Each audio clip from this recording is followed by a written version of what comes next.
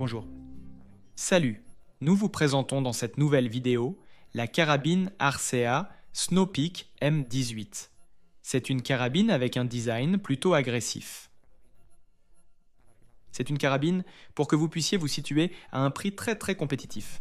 À ce jour, en juillet 2025, son prix de vente est de 299 € en Espagne, au Portugal et en France, TVA incluse. Donc c'est une carabine très complète et très bien ajustée dans son prix. Elle a des fonctions très intéressantes. C'est une carabine un peu spéciale car la crosse est en fait constituée par la bouteille. Il s'agit d'un réservoir d'air de 350 cm3.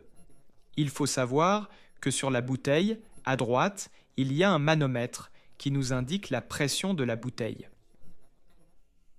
Et un manomètre sur la partie gauche, qui est celui qui nous mesure la pression de la chambre régulée, qui est tout cet espace, ici. Parce que c'est ici que se trouve la valve de régulation. Nous allons voir cela, car dans cette même vidéo, nous allons également démonter cette carabine pour que vous puissiez bien tout voir, comment elle se démonte et les pièces qu'elle a à l'intérieur. Nous avons ce réservoir qui a la particularité de pouvoir se dévisser car il possède un obus qui scelle le passage de l'air, d'accord ? Ainsi, si vous souhaitez à un moment donné avoir une bouteille de rechange chargée, vous pouvez la garder prête. Et lorsque vous tirez et voulez changer de bouteille, il suffit de la retirer, de mettre la nouvelle et de continuer à profiter des tirs. Lors du remplacement par une nouvelle bouteille, comme vous le verrez dans le démontage, si la crosse n'est pas bien alignée, il y a une vis Allen en bas pour régler la position correctement et la serrer. Ainsi, la crosse est de nouveau bien fixée.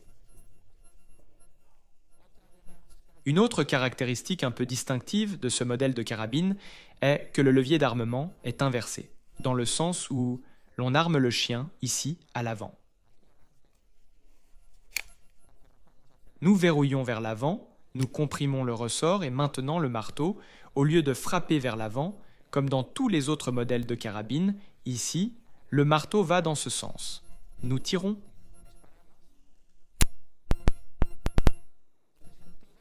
Ce sens ouvre la valve et l'air sort directement par le canon. C'est une carabine qui se charge coup par coup. Elle n'a ni chargeur, ni passerelle, monocoup. La façon dont l'air passe de la bouteille à la chambre basse, puis directement au canon, est très simple. Il n'y a pas de détour, pas de port, de transfert qui entrave le passage de l'air vers le canon. C'est un trajet très direct.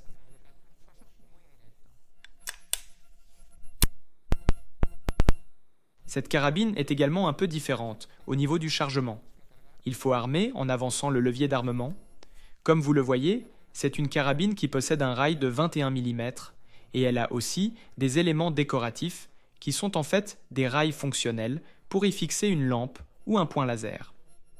Elle a un silencieux qui est un peu plus petit qu'un demi-UNF. Donc ici, nous ne pouvons pas mettre un autre silencieux avec une taille d'un demi-UNF. Il faut utiliser celui qui est fourni ou l'utiliser avec un adaptateur. Mais bon, le silencieux fonctionne très bien. Il réduit bien le bruit. La poignée est très confortable car elle offre une position assez verticale et ergonomique. La détente est également réglable légèrement en hauteur. Et une chose à noter concernant le cran de sécurité du déclencheur, sur la plupart des carabines, le cran de sécurité empêche l'action du déclencheur, ce qui est aussi le cas ici. Il bloque le déclencheur. Mais en plus, lorsque la sécurité est activée, elle empêche aussi d'armer le levier d'armement, c'est-à-dire qu'elle bloque à la fois le levier et le déclencheur. Cependant, lorsque je suis en mode tir, je peux verrouiller et tirer. Mais lorsque le verrou est verrouillé, il ne me permet pas de tirer. Il fonctionne en bloquant le verrou à la fois avant et après l'armement. D'autres caractéristiques que je n'ai pas mentionnées sont que le poids de la carabine est de 2,9 kg et une longueur totale d'1 mètre et 8 cm.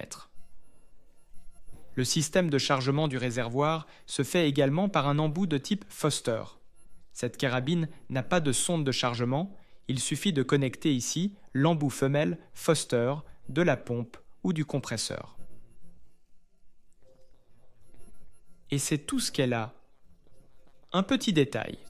Eh bien, c'est un couvercle en plastique qui donne accès à la vis pour démonter la poignée. Qui est un peu mou. Il faut comprendre que pour moins de 300 €, elle offre vraiment une finition impeccable. Cela dit, quelques petits détails, comme le fait que cette pièce soit peut-être un peu trop lâche, devraient être améliorés. Mais dans l'ensemble, la carabine est extraordinaire pour le prix auquel nous pouvons la vendre. Nous allons maintenant vous montrer l'intérieur avec le démontage de ce modèle. Bien, maintenant nous allons vous montrer le démontage du modèle M18. Commençons par démonter ce qu'est le réservoir. Ce réservoir, comme il a un bus de fermeture, vous pouvez voir qu'il se dévisse ici. Tout cela vient avec la bouteille, la partie de la chambre à basse pression, les 2 manomètres et le mâle de charge Foster.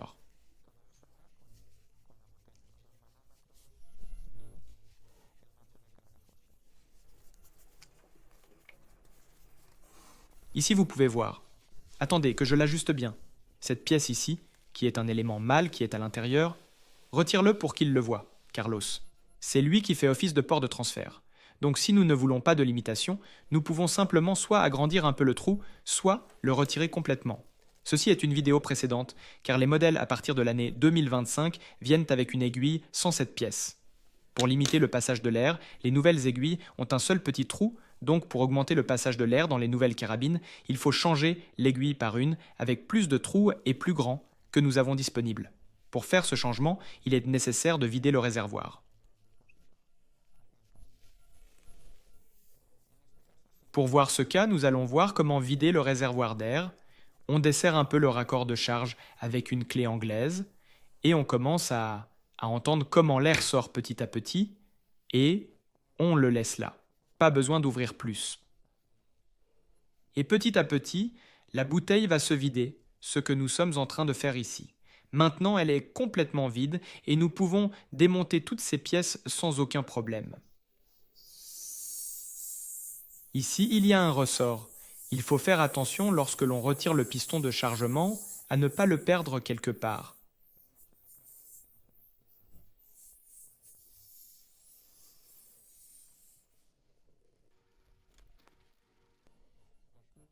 Et ici, c'est là où se trouve l'ensemble, il y a la vanne régulatrice avec les 2 manomètres, l'un qui mesure la pression du réservoir et l'autre celle de la chambre basse.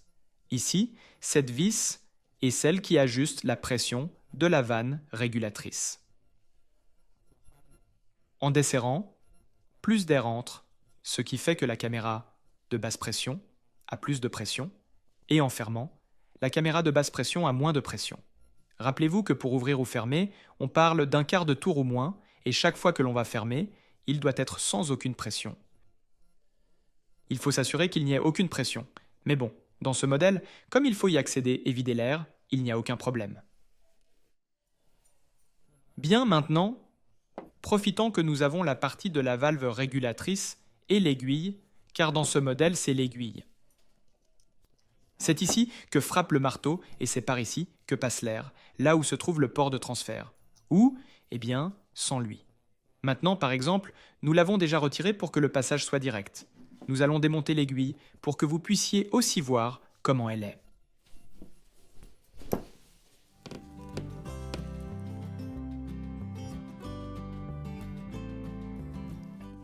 Ici, nous avons l'aiguille et à l'intérieur, il reste le ressort de l'aiguille, d'accord ?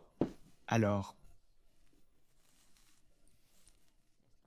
c'est ce qui scelle la pression de la chambre basse et quand on tire, on pousse ici, ce qui ouvre et laisse passer l'air. Enlevez le téflon pour bien voir ce qu'est l'aiguille. Ceci fonctionne sous pression.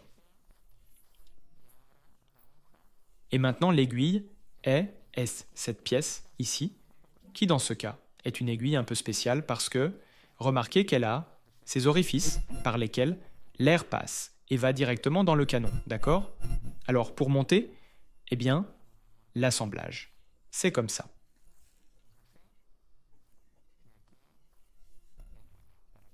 Pour que vous compreniez bien, À l'intérieur se trouve cette pièce avec un cône qui fait office de siège pour l'aiguille. Et tout ce qui est ici constitue la chambre basse pression.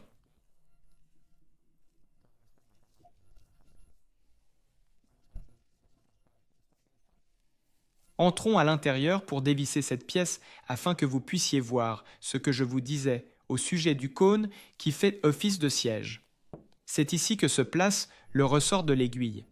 Pour le remontage, il suffit de refaire tout à l'inverse, comme nous l'avons fait, et voilà.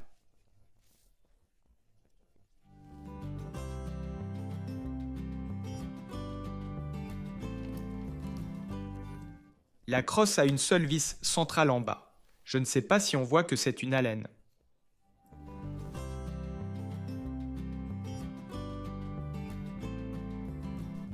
Nous allons maintenant continuer à démonter cette partie-ci, ainsi que la crosse, pour que vous puissiez accéder aussi à la zone du marteau et au ressort du marteau.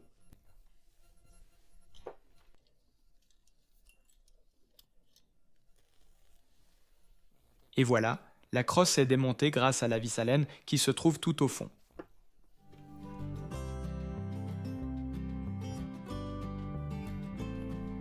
Il faut faire attention car toute cette plaque, lorsque l'on retire la crosse, constitue le pont-tête. Exactement, elle est maintenant libre. Et voilà tout l'ensemble de la détente qui apparaît ici. Continuons à démonter la zone du marteau et du ressort du marteau. Ici, on voit une sorte de goupillet mobile et c'est aussi là que se trouve la partie femelle. Alors d'abord, ne le perdez pas. Et deuxièmement, si vous mettez un peu de ruban isolant, ou même si vous faites un petit repère, vous saurez bien l'orientation au moment de remonter les éléments. Il faut bien respecter cette orientation pour que la partie femelle soit bien alignée. Car, si on fait tourner cette goupille comme ça, la partie femelle se désaxe. Alors, il faut bien l'orienter comme ça. Quoi qu'il en soit, ne la perdez pas, car c'est une pièce qu'on ne remarque pas toujours, mais qui est bien libre.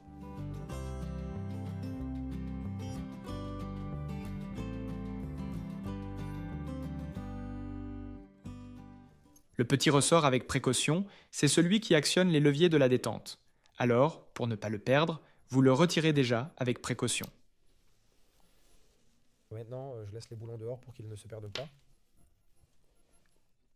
Nous enlevons les boulons dont je vous ai parlé pour ne pas les perdre. Cette couronne, où le réservoir se visse, que vous voyez comme une partie métallique argentée, est fixée avec 2 vis de serrage. Nous allons commencer par enlever celle du dessus.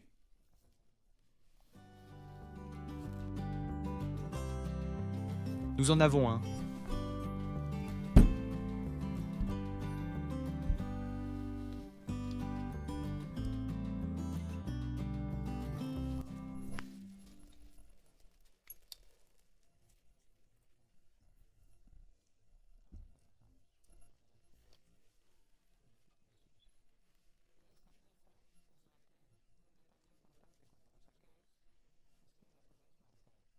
Nous l'avons marqué en sachant que c'est la position en haut, parce que si, au lieu de la mettre comme ça, qui a les marques des prisonniers et tout, vous la mettez comme ça, ce qui va arriver, c'est que plus tard, le Malfoster qui charge la bouteille va se retrouver vers le haut, car il aura un demi-tour de plus de vissage. Donc, cette pièce, dans la position où vous la retirez, marquez-la et remettez-la en place, car ainsi, le réservoir sera bien orienté.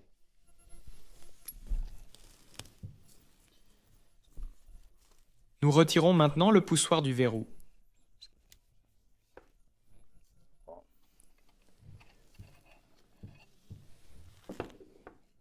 Et ici, nous avons déjà le pousseur. Très bien.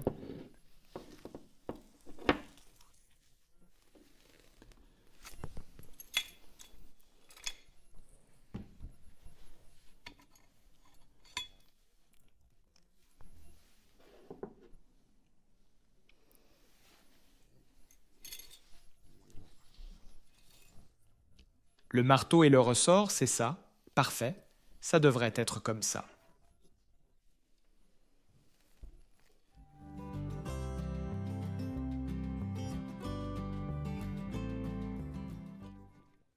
Ceci est un silencieux cylindrique et à l'intérieur, il y a des cônes silencieux qui sont lâches.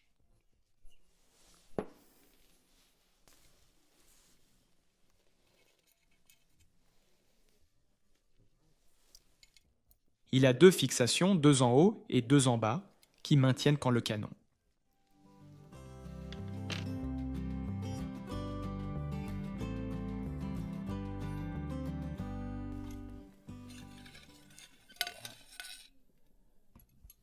Le canon sort sans problème.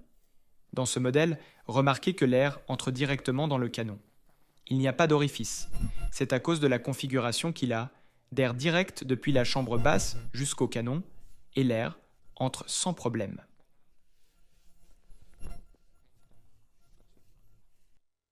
Le canon est mis en place par pression, et avec les 4 goupilles, il est fixé, mais il n'a pas d'orientation correcte ou incorrecte. Il est monté, et c'est tout. D'accord. Ici, nous avons tout ce qui constitue le bloc principal de la carabine, ainsi que la détente fixée avec les goupilles.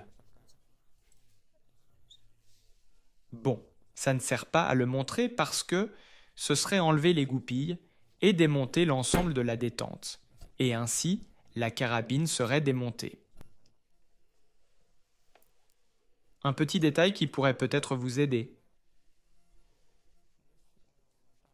C'est lors du montage de la poignée, car il n'y a qu'une seule vis centrale qui repose sur une sorte de goupille mobile ici. Ce que je vous conseille, c'est de bien orienter la goupille vue d'en haut, puis de placer la poignée ensuite. C'est la dernière étape, car d'abord on met le garde-boue et tout. Une fois que vous l'avez bien orienté avec un long tournevis, vous pouvez alors prendre une clé Allen avec un embout long, et si elle n'est pas magnétique, mettez un aimant, mais assurez-vous que cela vous permette de mettre la vis bien orientée et verticale une fois que le trou interne est aligné. Parce que sinon, si vous mettez la poignée avec la vis et que vous la mettez ici, comme le goujon du bas, nous allons installer le boulon pour montrer qu'il est mobile. Bien sûr, comme le boulon bouge, il n'y a donc aucun moyen de réussir. Alors, il vaut mieux le laisser plus ou moins orienté, mettre la crosse, s'assurer avec quelque chose de long qu'ils sont bien orientés, et ensuite l'insérer verticalement avec une clé aimantée ou un aimant collé pour pouvoir le monter. Un petit truc pour ne pas vous arracher les cheveux en remontant la crosse. J'espère que cela vous aidera à mieux connaître cette carabine, et on se retrouve très bientôt dans une prochaine vidéo. Salut à tous!